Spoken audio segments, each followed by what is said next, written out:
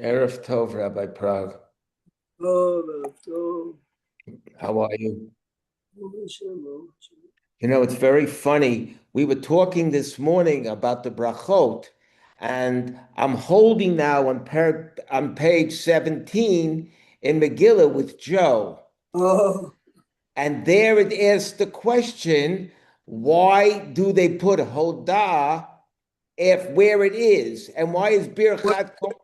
what is the order of all the berachot? So then they ask the question, why is, and then it says, Umar Raul, Omar Birkat Kohanim, Achar Hodah. I said it's not possible that we were talking this morning. And I asked, and here it is. I just give up. I just It's really fascinating. how things sometimes work. It's But over there, it's also, what's interesting is, לכאורה, I understand רצי and מודים. It seems shalom, לכאורה belongs to the previous בקשות, no? see, but I don't see it that way. I thought what see they so the Gemara asked the question, why do you have shalom there? So Right, they bring all these psukim. It says that Samu Shmi al Bnei Israel v'ani Avrachem, or Shneimar Hashem Yivrechet Amo Shalom. So I'm saying to myself, why don't they bring the pasuk straight from Naso and say, Yizar Hashem panav elecha v'yasem lecha shalom? right. It's a fascinating, It's how it's just I couldn't believe I opened it up there when I'm holding with Joe.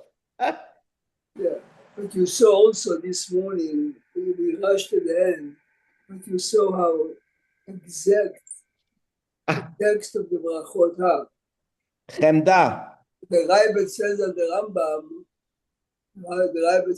Rambam, why do you go back to the beginning? It should be like Shmoneh Esrei. The answer is Shmoneh Esrei and Brachot are two different categories. They have a lot of a common denominator, but in general, they're about Pele. Someone came to me this Shabbat, and Shabbos and says, it's a fellow, he took his kids into the business, they both graduated to IU, they both went to Columbia Law, but they're both in business now. It bothers his children a lot that they see that sometimes religious people are not so honest in business. To them, remember, they are young. Young means in the maybe early 30s or maybe close to 30. So Salim, what should do? What should we answer these people? Sorry, say that again, Rabbi. What? No, I'm saying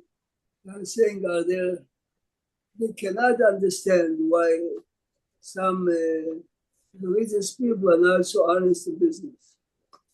I'll explain to you where everything begins and ends.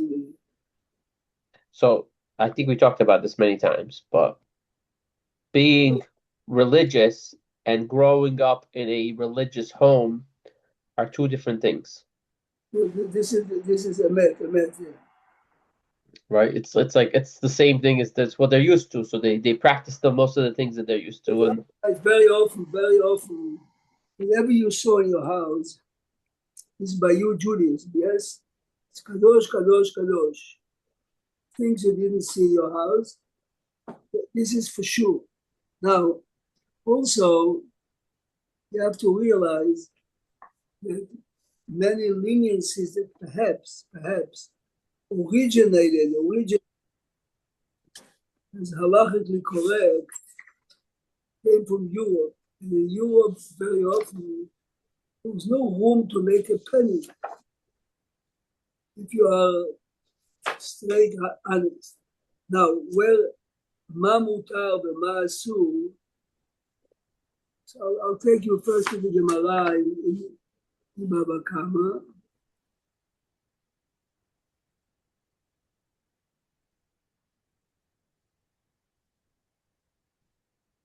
First, I'm reading you the Shulchan Aruch in Siman Shin Memchet in Choshen Mishpat.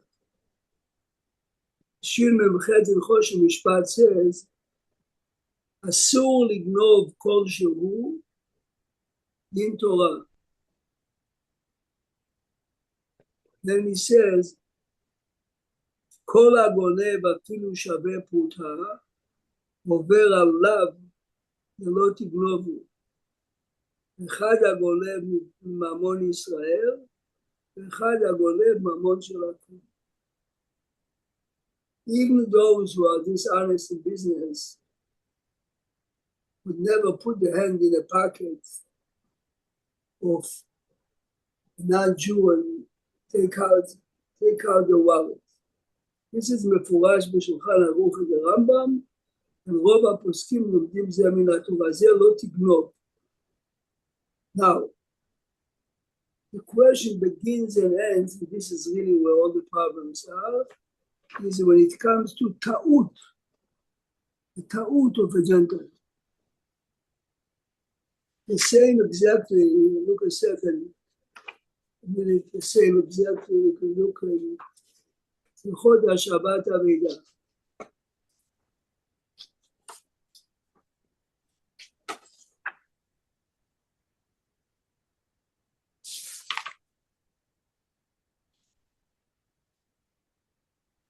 And it's important to realize that when the Shulchan Aruch talks about the Shabbat Avodah, it's not talking only a Shabbat Avodah to a Gentile.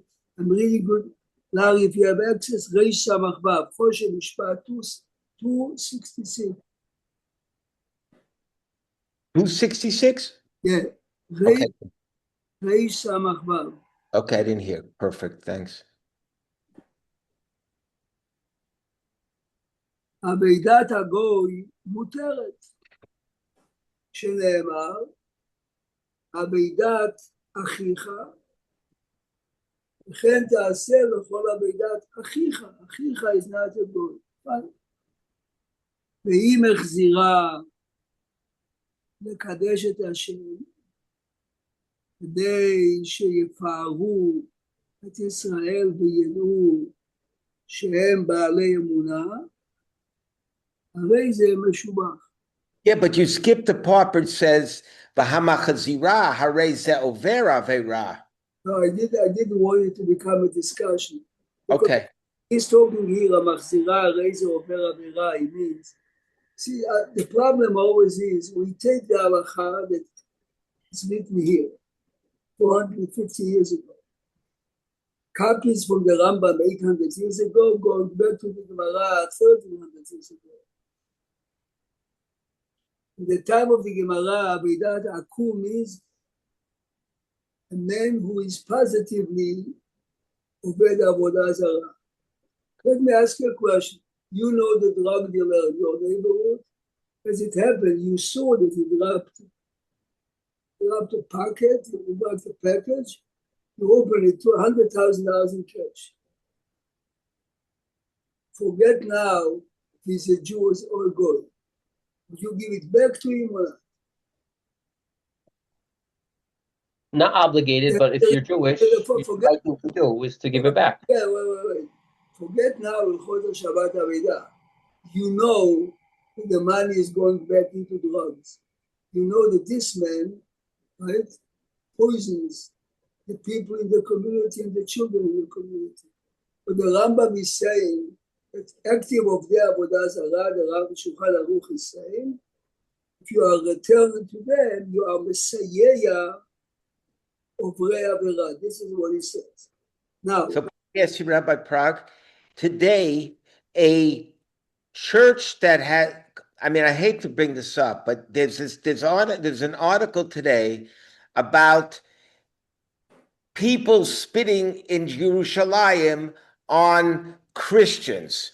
And according to the article, one of the reasons they have that they're allowed to spit on a Christian allegedly is because they're Oved Avodah Zarah and they should be spit on.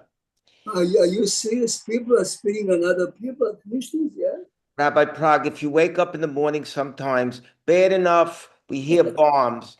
Do you know this week, I'll tell you, someone put up a sign over the highway in Mevaseret Zion, outside Yerushalayim, right? Mevaseret Yerushalayim, right? Outside. Right outside. 2 feet outside. And they put up a sign, free Yigal Amir. Unbelievable. Wait, how time? So they put it up, and some man who disagreed ripped the sign down. And they have the video of the kids in Kippot, them tzitzit bachutz, beating him so badly. Unbelievable. Yeah. The one that ripped the sign? Yeah. And the one who took the sign down, they beat him so badly that he has a brain bleed. Unbelievable. Both stories, I don't understand where this new business, where in the yeshiva world, or what in the world, where are these kids growing up? When did we have this? Who would spit on another person? Because 100%.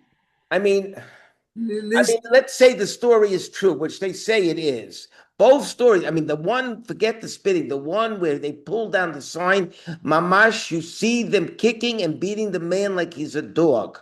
The kids who are doing it are those who have long payout and kippot. I couldn't see if they had the long payout, but then what they do, noch besser. I mean, what they do in the territories, I mean, I don't know. I don't know enough politics. I don't know enough Torah. It's just schmecknish good. I'll explain to you. It's going back to what Salim said before.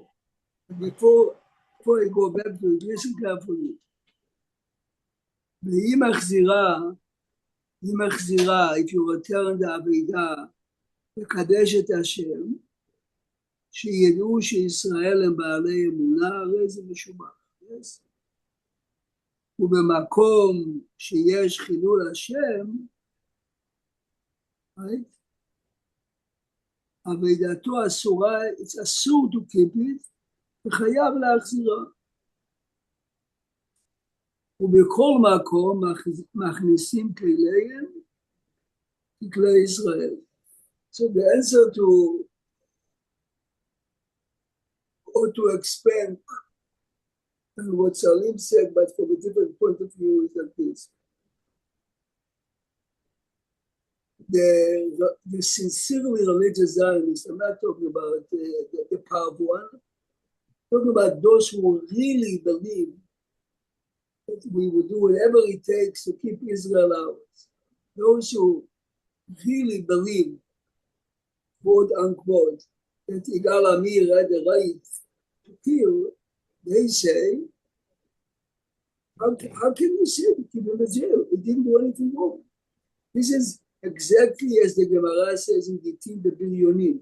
This is exactly what the Netziv says in the introduction to Chumash Bereshit, that people beat each other for disagreeing. Right about, did you ever read this introduction? You know what the Netziv says?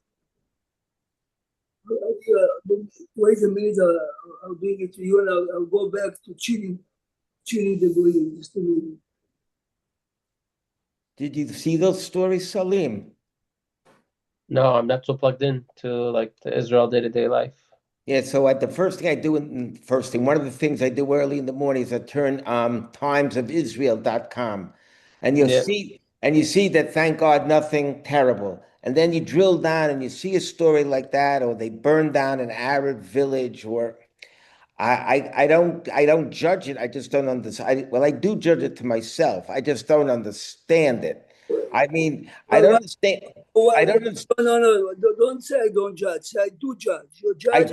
I do judge, but I don't say it for Hesia. Right, they have no right to do it. Unfortunately, it's the education that they got. And I'm reading you now the Netziv. You see, the Netziv is the introduction to Chumash Bereshit. The Netziv brings when David HaMelech is eulogizing Abner, he says of this, הלא היא כתובה על ספר הישר. Says the Gemara, ספר הישר is ספר בראשית. ספר of Abraham, Yitzchak, and Yaakov. When Bilam says, תעמוד נפשי מות ישרים, which ישרים is he referring to Abraham, Yitzchak, and Yaakov? Says the Netziv, why? what makes Abraham, Yitzchak, and Yaakov Yesharim, and why Sefer Bereshit, Sefer Hayashar. Listen good now. Says the Netziv, in Parashat Ha'azinu, we say, Atzur Tamim Polo, Achol Derachav Mishpat. Should never know about it, but tragedies are happening. People are losing relatives. This is what you say. Atzur, Hashem Tamim Polo, he knows what he's doing. Tzadik v'yashar, listen. שבח ישר נאמר להצדיק דין הקדוש ברוך הוא בחורבן בית שני. listen. שהיו צדיקים וחסידים ועמלי תורה, אך לא היו ישרים בהליכות עולמם. Day to day, what you just said, to speak or not to speak, or to beat or not to beat, לא היו ישרים, listen what he says. על כן, מפני שנאת חינם שבליבם, חשדו את כל מי שראו שנוהג שלא בדעתם ויראת השם, שהוא צדוקי ואפיקורס. ובאו על ידי זה, על ידי שפיכות דמים בדרך הפלגה. This is how the Netziv learns. The Netziv learns this is exactly what happened during Beit Sheni. When the Gemara says שנאת חינם, it says שנאת חינם is not I yell at you in shul. People physically beat each other or killed each other because they disagreed. And he says, so why is Abraham, Yitzchak, ויעקב? ובאו על ידי זה, על ידי שפיכות דמים בדרך הפלגה, עד שחרב הבית. עכשיו תקשיב. This is the Netziv, שהקדוש ברוך הוא ישר הוא, ואינו סובל צדיקים כאלו, אלא באופן שהולכים בדרך הישר גם בהליכות עולם, ולא בהקדימות. It says, regardless what your כוונה is, what you do is הקדימות. עכשיו תקשיב מה שהוא אומר. So why is Abraham, Yitzchak, and Yaakov labeled ישרים? Besides being צדיקים וישרים ואוהבי השם, התנהגו עם אומות העולם אפילו עובדי אלילים, חיו איתם באהבה וחשו לטובתם. Just look at Lavan. Abraham says, Abraham is praying for Sodom. אף על פי שאברהם was strongly disagreeing with Sodom, yes? בכל מקום חפץ בקיומם, yes? The same exactly by Yitzchak, the same as exactly by Yaakov. So when Bilam is prophesizing, this is exactly what Bilam is saying.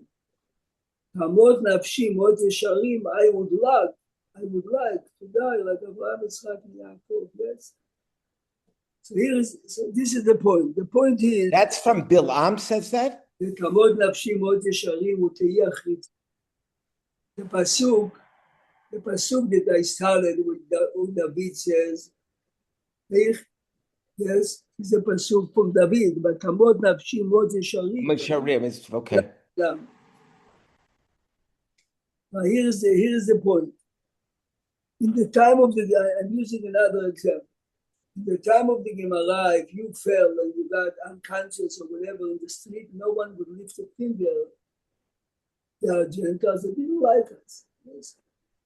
So for instance, in the time of the Gemara, a Jew was not allowed to be Mechalel Shabbat Deoraita to save a Gentile again, not because he is not doing it. Now, says the Gemara, listen carefully now. Here's a perfect example. Okay, I'm using a current event. You know, the disco Rabbi Grossman. His father writes in his Sefer, his father was a tremendous, באמת, תלמיד חכם גדול, באמת תלמיד חכם. Says that his mother, which was Rabbi Grossman's grandmother, they were very poor, his parents. She went to the old city to buy some garments to sew dresses to a daughter's wedding. And the example is mine because I don't know the currency at that time. So she gave, okay, $50 bill. The Arab lady thought it's $100 bill. The Arab lady gave her change as if she gave 100. Okay? Here she comes home. She has the material, and she really didn't pay for it. Maybe she made a profit. She shows it to her husband, and her husband says, "Geh gleich zurück, go right back, give it back." She says to him, "I didn't do anything. I paid. This is the change I got." The reason I'm using it because this is a classic example of ta'ut akum. You hear? If I am making you make a mistake, it's a different story. So the Shulchan Aruch says, if you look in the Shulchan Aruch says, ta'ut akum mutar. Mutar. So if it's passive, you're saying if it's a passive act, Passive, the example I gave you. it's passive. See, many people in Europe took this and expanded it very much. Understand? What is exactly when he makes a mistake or I make a mistake? Here, let me look a second.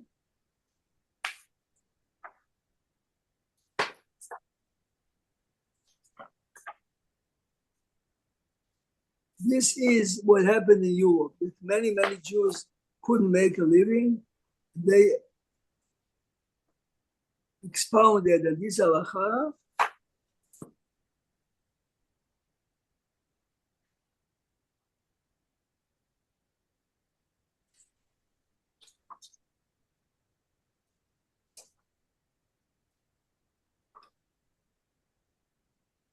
Rabbi Kamenetsky died already 30 years ago.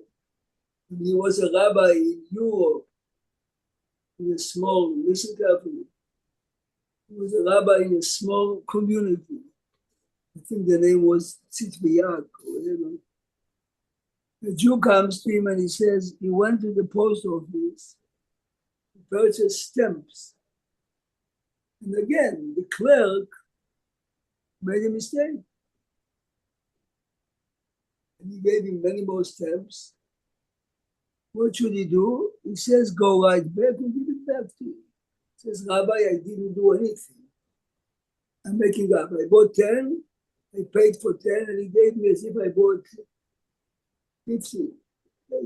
So he says to Rabbi Yankev, but it's a ta'ud gold. I didn't do anything. Here Rabbi Yankev, you know Yiddish, says the din of Tohus Akum doesn't apply today. Yes? Maybe it doesn't apply today. It says in the Shulchan Aruch. It's an open Shulchan Aruch. The answer is, in today's day and age, in a second, everyone would know what you did, and the negative feeling and thoughts that people get are spread all over the internet or today in social media right away. Tishma the pellet of the story. After Rabbi Kamenetsky, Mehmet miraculously was not in Europe when the war broke because he went to either collect for issue. Anyway, he ended up in Toronto. He's a rabbi in Toronto. A man comes to him. I just want to show you before I'm telling you the story, the level of honesty that he had. You know, the community gave him a silver cup after he made a siyum of a masechet or something. At the end of the year, Rabbi Kamenetsky goes to the president of the shul and he says to him, what was the value of the silver cup you gave me? You know, the president looks at him, the rabbi, he says, it's a gift. He says, I have to report on my taxes. How many gifts I got. I mean, the guy went crazy. Anyway, in Toronto, a man comes to Rabbi Kamenetsky and he says to him, Rabbi, you saved my life. So Rabbi Kamenetsky looks at him and he says, I don't remember who you are. He says, I am the man, Yiddish, that you told me to go return the stamps. Yiddish. When the Ukrainians marched together with the Nazis, this clerk in the post office knocked on my door He says, you are a very honest Jew, you deserve to live. And he hid me. This is Rabbi Kamenetsky used to always tell the story. He believed that in today's day and age that we live so close to each other, אין דבר כזה טעות עקום, it's מפורש של שולחן ערוך. מותר. But as I read you before, when Shulchan Aruch says, if there is a Chilul Hashem, or there is a, but remember, Kiddush Hashem doesn't mean that it's going to be on the internet the next day. It means in today's day and age, people know it right away. Not to confuse the issue, Rabbi Prague. I'm sure, I would assume there's a lot of writing about it. When I pay my taxes, Correct. what does one do? Yeah, it's also one of those issues. I told you more than once, that the principal, you can call him the Rosh Yeshiva here, and Moshe Parkway, and everywhere else.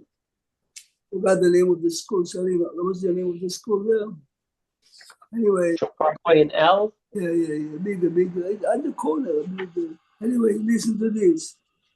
I know Coney Island and I was high in Berlin. No. Rabbi Prague knows, I don't. No, I didn't know Fushman Parkway. And Berlin is an M and M and L, yeah, M and N, yeah. It's Rabbi Mendel. Rabbi Mendel's then listen. school. Anyway, the principal there was summed up to the IRS. Okay, so he brings proof and everything he claimed. You have to bring receipts, okay. Then the agent says to him, Rabbi, there are $2,000 here that you took off. That you don't have any proof for it. So he says to the agent, I pray Jewish synagogues. Every day you have few collectors. Every day. Sometimes people come to your house and you give them $1, $5. I want 2,000. Says to him, Rabbi, I believe you. But the law is, he was very honest, very respectful. You have to bring the receipts.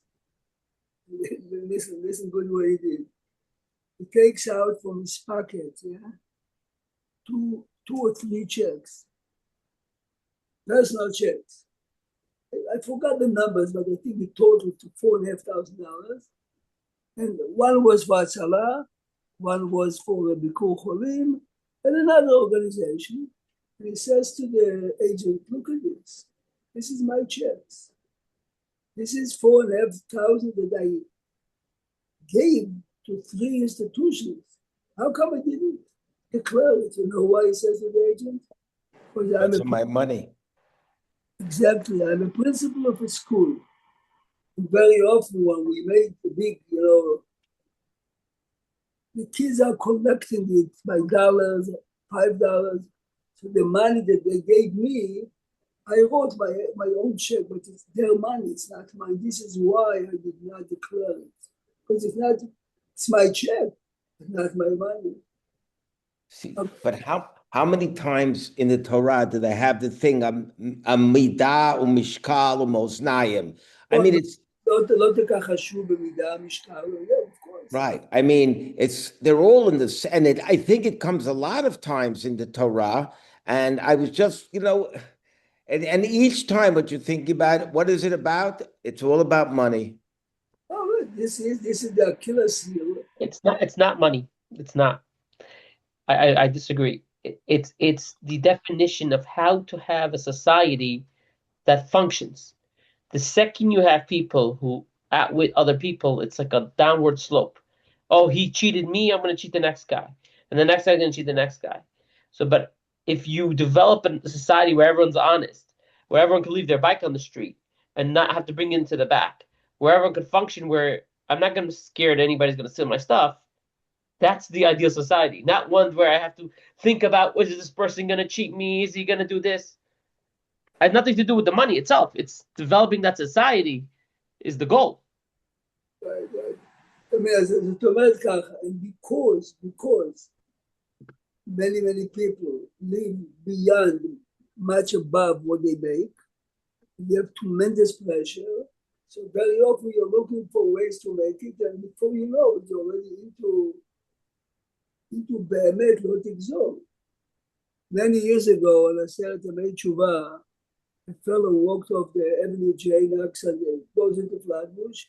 He met my friend Rabbi Kramer, and he says, "Are you teaching here?" He says, "Yes." The guy gives him an envelope with $400, and he says, "I graduated this school, and I was a member of the SGO. From the money that I collected, I stole from time to time. And I matured, I'm making money." No, but it takes honesty. You understand? He says, "I was a kid. Now," and he says to him, "I don't know how much I do, but definitely not more than that." It's a tremendous nisayon, yes. So remember, we look at it as, the guy that spoke to me really spoke to me about contracts with the assistant living. His sons are involved. He says very often you cannot deal with certain type of religious people, but the problem is they create an impression and the tzibur out there that again, the base is ta'ut akub is mutar. Again, ta'ut is when he made the mistake. You didn't do anything. Now, כמו שבהשבת אבידה, yes, כמו שבהשבת אבידה, the Shulchan Aruch says that give it back to create a good impression. So let me read you. I read it to you once, and the light is not good, but I'll read it to you anyway. The Bible. Rabbi Prague, 1 second. I think I heard it, and I think Rabbi Schachter from YU said, when let's say it's me, and I underpay my taxes from Kunsen that are not right. He says, mail that from the government, but then you're forcing Rabbi Prague because there's less money because you underpaid. Everybody else now has to pay more. So whatever you underpaid, Larry, it's a pruta to the government. I understand, but it's not a pruta to Rabbi Prague necessarily. No. What I'm saying is the government shortfall that you're not underpaying, in the majority, it's less than a penny of the total budget. But it has to be made up. Eventually, it has to be made up by somebody on the flip side. It's like a scale. If I take off here, then I didn't raise the amount of money. Let's say you actually did that. So let's say you underpaid $1 million. For to you is $1 million. That $1 million divided by 8 million is less than the pruta. Yeah, but that's assuming that there's only one Larry Malitsky. I'll tell you whatever it is, but individually. But you're not allowed to steal a pruta. We just learned it. It's not direct. It's indirect. There's a lot of things here that go on. It's indirect. That's very direct. There's not direct. The Prophet Mitzvah is not direct. They waste 90% of the money that we give them anyway. You cannot tell me because you underpaid, you're causing somebody else. They're already wasting 90%. Listen to this. Listen. You remember the scandal with the seniors? They stole many. How many years ago? So this is before your time, sorry. Oh, you mean in the nursing home business? No, not the nursing home. The test that the seniors take. The regents. Regents. Listen what Rabbi Feinstein writes in the Tshuva. Please listen to what he said. This is Rabbi Feinstein. He says, you cheated, please listen good. You cheated your way to medical school, you cheated your way to law school, or you cheated your way to whatever. It says the company that hires you because you have a very good record in college. But the salary they are paying you is based on the information you gave them. What you gave them is wrong.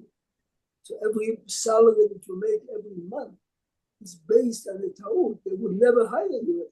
But you have a better question. Why don't you say if I cheated my way through high school And all right, let's say I'm a real good student. So I got the extra boost.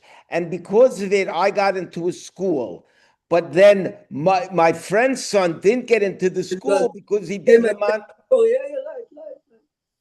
I mean, that is Salim. That isn't the government. That's an actual another human being. I see what you're saying, but He even says if that was the case, Rabbi, it's only a temporary cheating. So when you go to a company, you graduated from Stanford, so that got you in the door, got you the job. Okay, so let's say the first 6 months a year you had the job. If you don't perform in the job, regardless of where you went to school, you're not going to be at that job. So what you earn from then on is your own work. It's no longer because of the cheating. Because I don't care what school you came from. If you couldn't do the work, you're not going to be there. But let me ask you, Salim, your children, they're young yet, right? And they're going to be smart like their father, and they're going to grow up and they're going to apply to Harvard. And they're going to say, you know what? Salim's children are Jewish, and there were two minority students who didn't do as well, but they're minority students. So they're going to go to Harvard, and Salim's kid will only go to Yale, Chas v'Chalila. Terrible, terrible, terrible.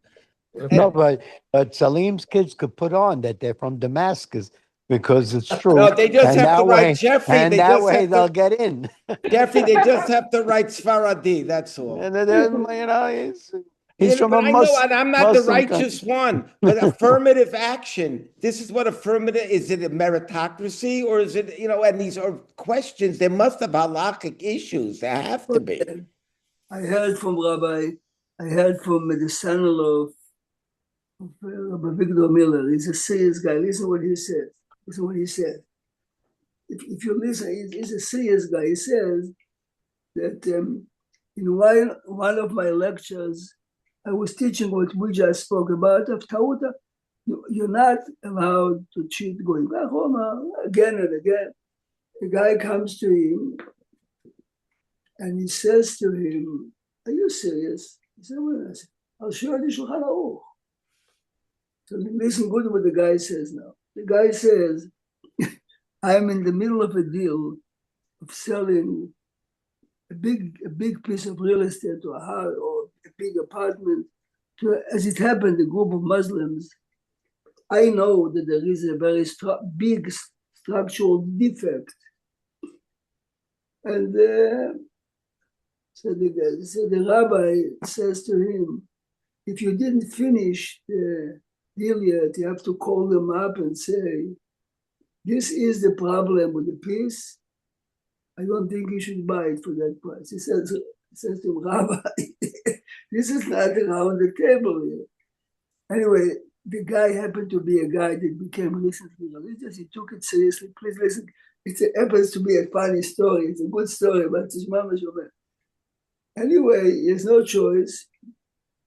He calls up the lawyer who negotiates, the deal, and he says, "I have to tell you the truth, that there is a very serious structural, and after a few years, you'll see that this was a real lemon." So the guy says to him, let me tell my, my clients." He calls him up after a week. He says, "My client says he's on anyway." He says, "But I told you this." Listen to this. The Arab says, "I know that the Jews are very smart. And I am sure that he got another buyer for a higher price. He's trying to get out of the deal. He wants to kick me out of the deal. And therefore he made it up." And the Jew sells it. "Listen, I'm telling you, this is serious. This is not." He puts in the contract, no liability. Yeah. Yes, him, "Listen, if you insist, but we have to put in the contract. Which means the lawyer says, I represent the seller. He told you at the time of the sale that there is a serious structural damage." The guy went through, he didn't make the money, and of course the guy then. Okay, this is a cute story in America. But Rabbi Prague, it's not. There's a story about Mr. Schroen that I think when he bought Mr. Trump's President Trump's father's property, he made a deal X. And to at the way something worked out, at the closing, the situation changed, and he could have gotten more money because of something. But for some reason, he said, I made the deal at X. I'm not changing the deal. Lifnim Mishuras Hadin.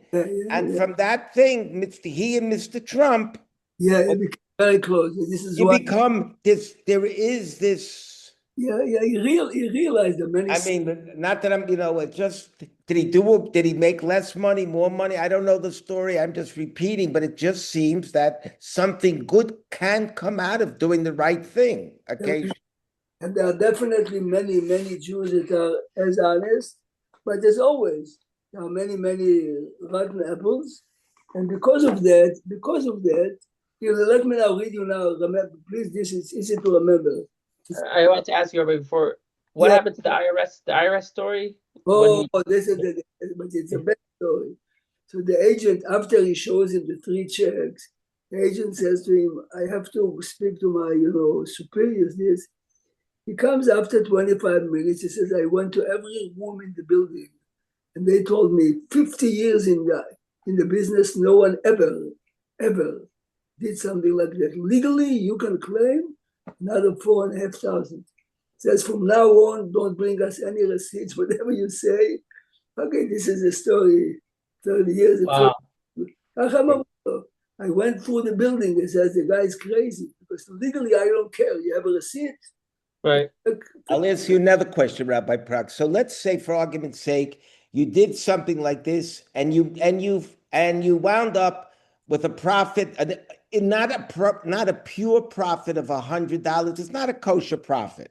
So then you say, well, that's a beautiful thing, Moshe, they come to you by Ne'ilah, and you stand up and you pledge that $100 to debate to base on Yom Kippur. What shul is Ne'ilah for $100? Okay, we don't have. We're not forgetting a couple zeros, but it's the same concept. Miko, I'm an Ashkenazi. We don't have like $100. I own the shul for $100, Miko. You should come to our shuls. I'll pledge under 200. 50 grand, you're nice. You're good. Listen carefully. There is a book published, a private biography on Rabbi Kamenetsky. I said, it's a cute background. I said in Shabbat Sheva Brachot with the brother of the groom, and he starts to tell me stories about Rabbi Kamenetsky. I told him, how do you know? He says, my father was very close to me, very, very close to you. Then he says to me, as a matter of fact, my father wrote a book about many stories, and he wants to publish it, but someone has to read it over. As I told him, it's right before vacation. I happen to love stories. I read it. I did it for him. Fine. The book was done. Listen to a story in the book. If you know the guy that told the story, here's the story. The story is that a young bride comes to Rabbi Kamenetsky. He was there when she came. What's the question? I told it to you 2 weeks ago. When she was 6 or 7, she was crossing the street. She was seriously struck by a car.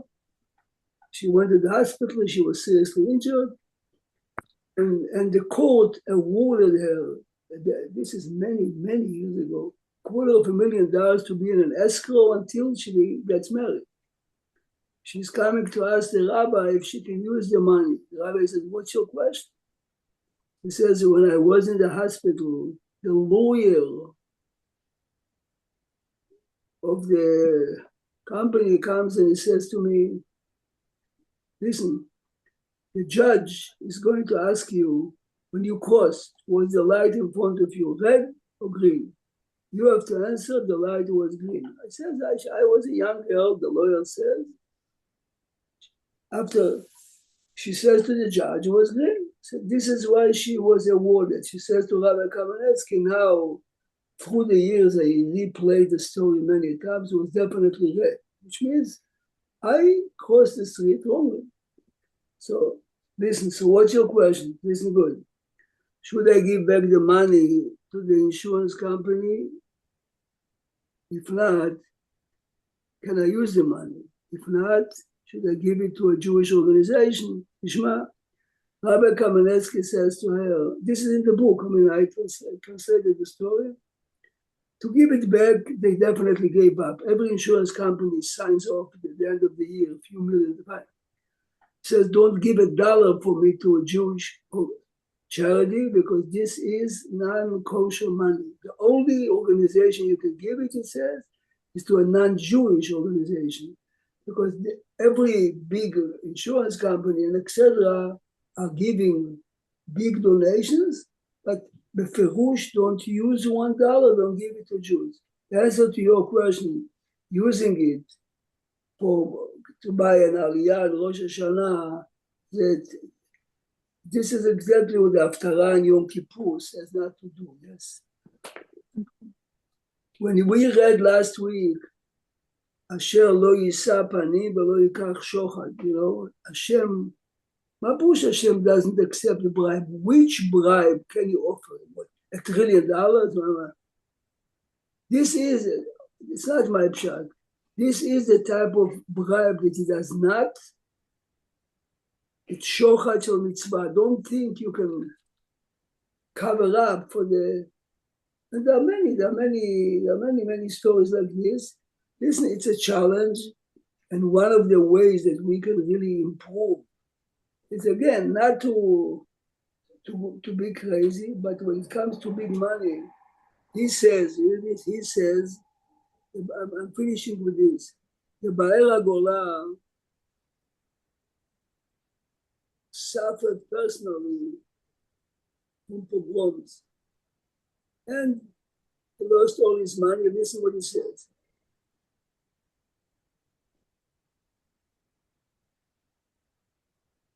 He says, Siman Shin Memchet.